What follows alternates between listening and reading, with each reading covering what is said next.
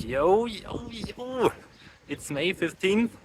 I'm on my way to the Trädgårdsföreningen, where I already spoiled. Today is tomorrow. There's the job fair. Yeah, this is the professional me, dressed in black. Yeah, let's see how it goes. I'm excited. I wonder if it is at all how I imagine it to be, because from what I've read, it's well, it is a job fair, but it's mostly just a, um, a big, like on a theater stage where I guess somebody's talking. I have no clue what's going on. Um, yeah, this might all be a complete failure. I don't know. After all, I'm here for the very first time. I only stopped in Linköping because of this event, so it better be good. Yo, look at these tiny windows. Oh.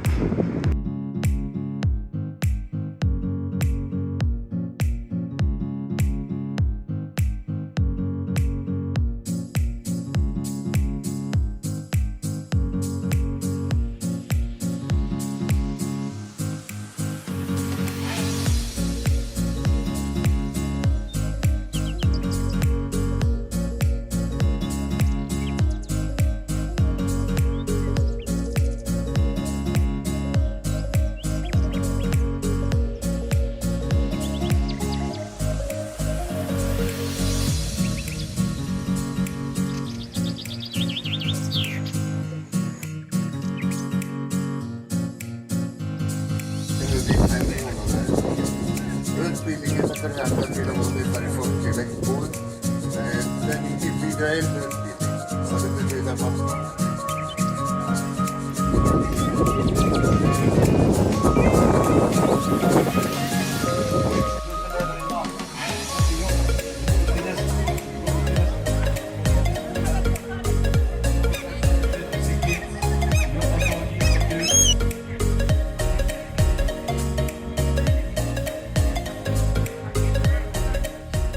Okay, I'm done. I've been there for 2 hours.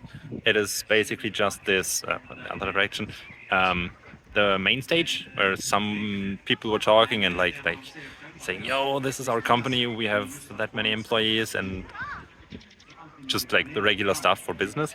And then like 10, 15, maybe 20 tents with like a few companies that actually hire people, and a few more that link you to like help you get a job, which were for me the most interesting. They also had great advice regarding that. So I have so many flyers and stuff, and I had like 10 more cards. Yeah, great loot. But basically, it all comes down to one point.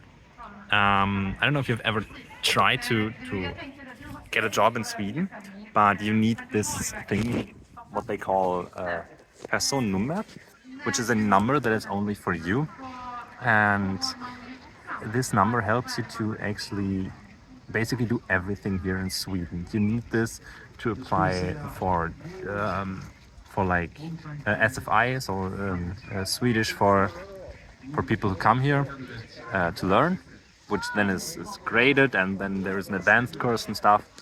You need this to actually use most of the stuff that they are actually offering here, because without the person number you cannot just use their services. You cannot apply, so they require you to first move here and then use the services to find a job.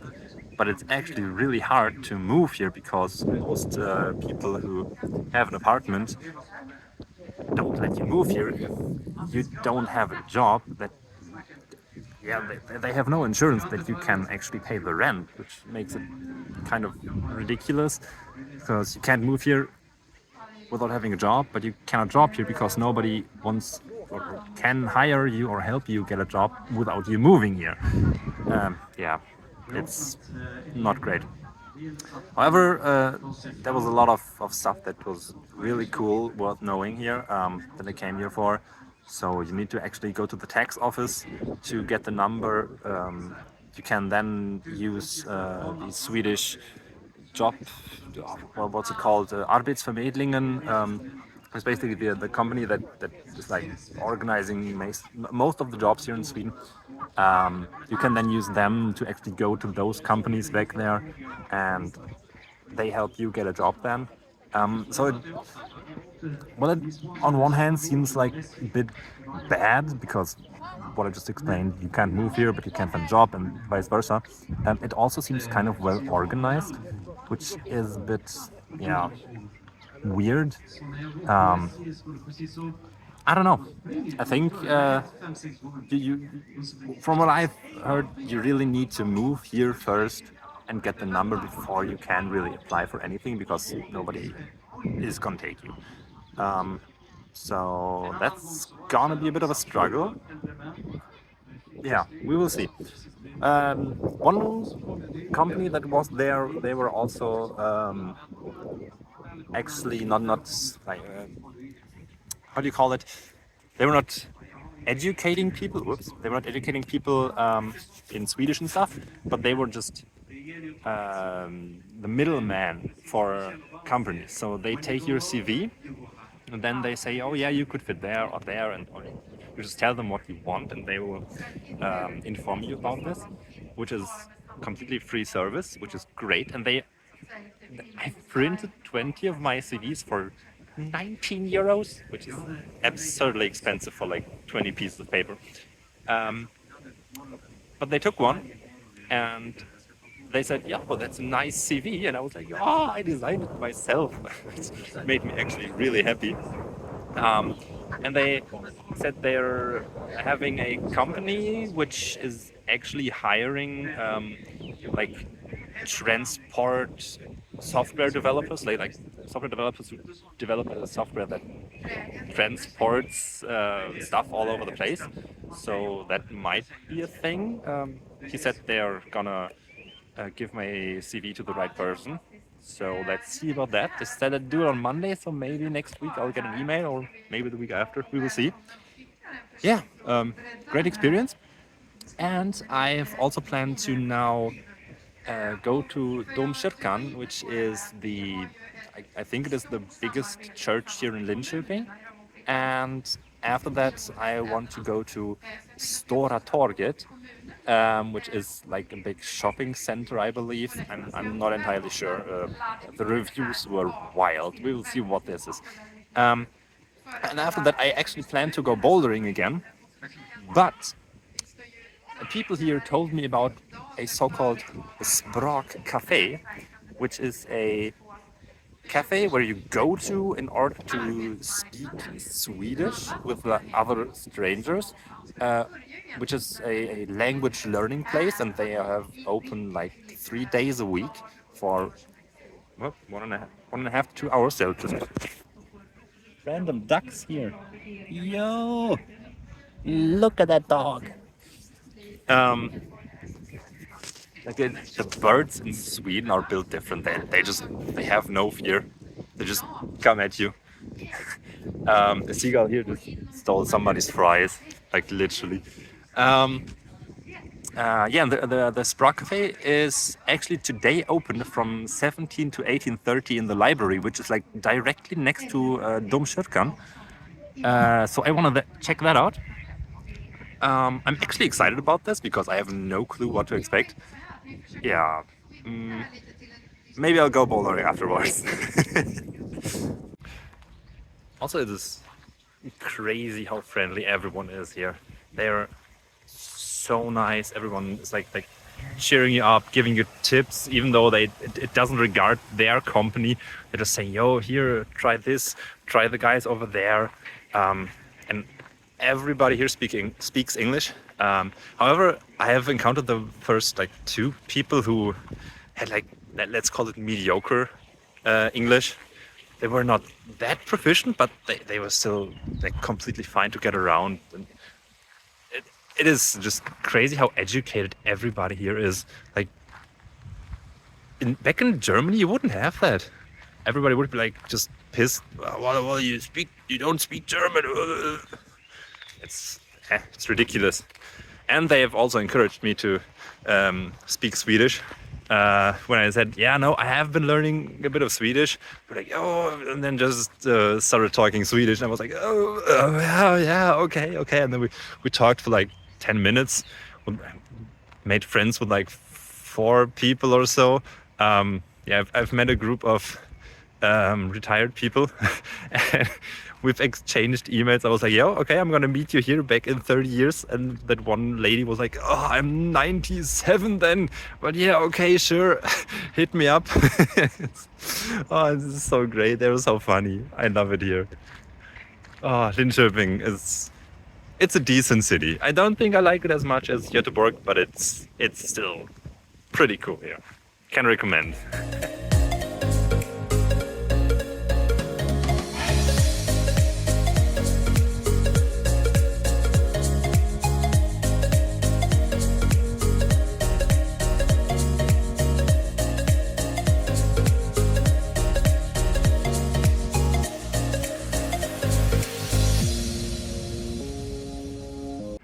Yo, you see this?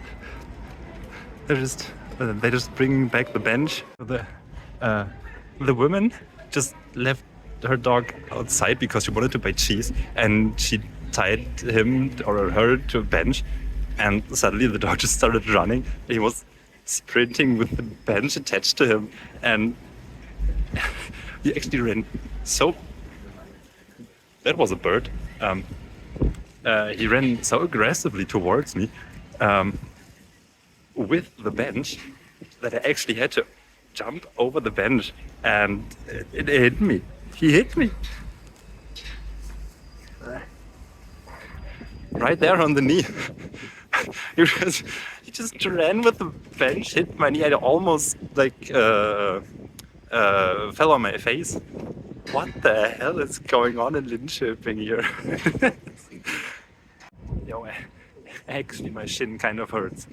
Oh, I don't know if you've seen how big that dog was. He was like his head was on hip level for me, and I'm like almost 190 meters. Holy crap! Okay, right now I'm looking for some place to eat before I hit the Domkyrkan. I just have no clue where to eat. Yo, there is Berlin Döner. Das Original Döner. Even the spelling is right.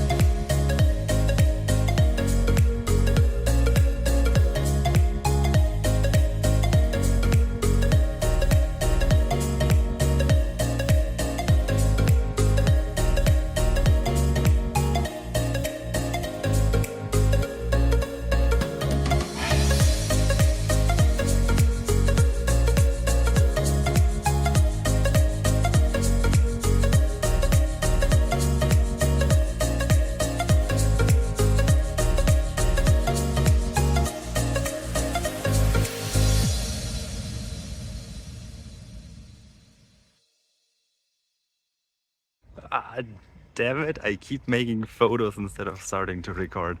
I've just been to the, what's it called, the Sprock Cafe, and they have it wasn't really a cafe. They were just pulling up chairs from like somewhere behind the scenes at the library, and then we sat there and we just talked a bit. There were people from all over the place, like Afghanistan, Syria, where else? Eritrea, some places all over the world. And they all spoke somewhat decent Swedish. There also were like 3 or 4 locals who just were like some elderly people who just supported the place and kept it alive, I guess. So that's really sweet. Thanks for that.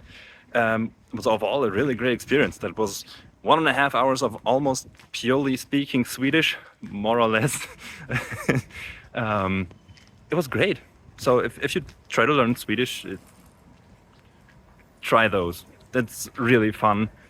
They also like explain stuff. We've talked about finding a living place, because apparently finding a flat here is also really hard. You either have to know some local or private sellers who just sell or rent the apartment, like rent it to you. And if you don't know those, you have to apply for some flat website where you earn points, apparently 1 point per day. And the longer you have been registered, the better are your chances. Because if you apply for some flat which has like a requirement of 2,000 points, which apparently is quite common, I don't know, I haven't looked it up. You can think you need to live here for almost 6 years, I believe, in order to only try to apply for this one flat. Yeah, I have exactly 0 points, so I don't know how that goes. Yeah, I'm not well prepared. So if you ever plan to come to Sweden, register yourself on one of those websites where you earn points, I guess already, even if it's only in 10 years. Because apparently if you try to get a flat, you then have to compete with all the others who are, if they have more points than you, they will get the flat. There's no like talking. They just say, yo, you have a job, you earn enough, okay, that's fine. How many points you have? And if you have the most points out of all who applied for the flat, you're it. I don't know. I'm not sure if I like the system. But yeah, I mean, it works, I guess.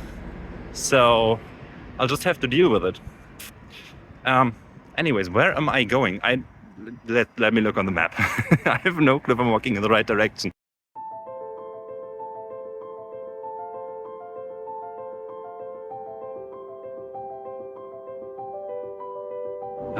So I've just entered the urban boulder place, and they apparently share their space with like squash and tennis and other stuff.